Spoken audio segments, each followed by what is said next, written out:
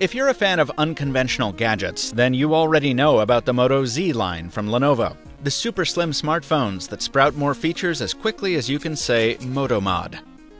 The thing is, those phones are pretty expensive, and they don't have the best cameras. The solution? A less expensive Moto Z and a brand new Moto Mod.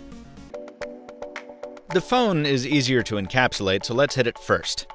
In short, thicken up a Moto Z, swap out the metal back for a glass one, and take all the specs down a notch.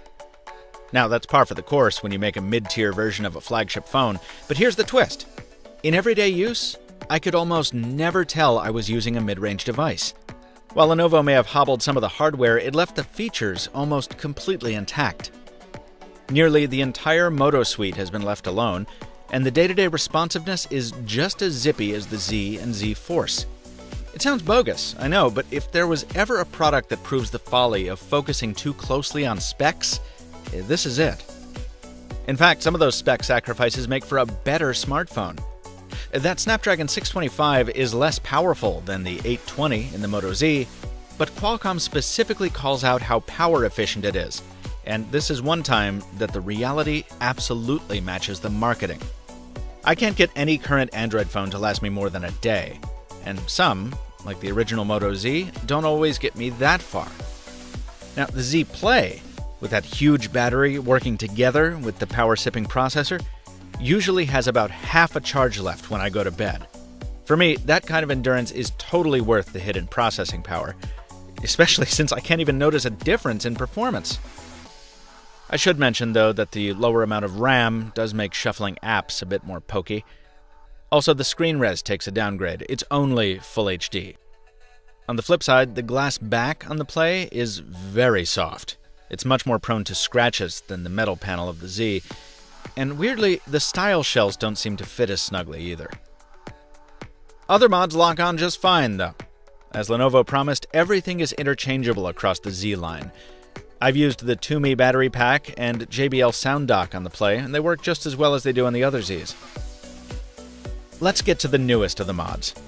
Hasselblad is a Swedish company that's been in the camera business long enough to have literally put cameras on the moon. And it pays homage to its 75th anniversary with a little Easter egg on the face of this, its first ever smartphone accessory. This is the True Zoom. You slap it on the back of a Moto Z, and instantly, it looks more like a classic camera than any smartphone you've seen before. More importantly, it feels like one. You've got a big grip on the right side, stippled for traction, and topped by a two-stage shutter button. Push the power key alongside, and you see why it's called the True Zoom. The motor-driven lens assembly is capable of 10x optical magnification, which you can control by the telephoto toggle under the shutter release. The Moto viewfinder is almost completely unchanged, so there's basically no learning curve, and you can still launch the camera with Moto's quick gesture. There are a few custom modes thrown in for sports and night shooting, as well as the capability to record stills in RAW format. And if you want to use the True Zoom with another app like Snapchat or Instagram, that's no problem. Once again, Moto has completely delivered in terms of integrating a mod with the stock smartphone experience. And maybe it's no surprise that the biggest advantage to the True Zoom is zooming. 10x is a crazy amount of magnification compared to the crappy digital cropping of the Z Play's regular camera, and the stabilization makes it possible to get a clear photo even at full mag in low light, though it does take a steady hand. You've got a xenon flash here if you want it, and dual microphones for clearer audio recording when you switch to video mode. Oh, a note on that, while the phone can shoot in 4K, you'll be confined to HD when using the True Zoom.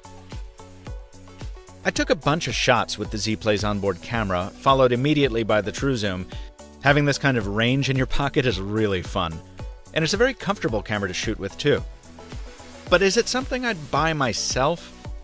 Honestly, probably not. I tend to find the Z Play's onboard camera perfectly serviceable for everyday use, because like most people, I'm throwing filters on my photos and uploading them through Facebook and Instagram's compression anyway. Also, the True Zoom is slow. First, you need to attach it, then you wait for the optics to unfold, and then you wait for it to focus, which can take a very long time. Now, I use the True Zoom on pre-release software, so it's likely some of this will get better as Lenovo pushes out updates. I did receive one about halfway through the review period, but it didn't seem to make much difference.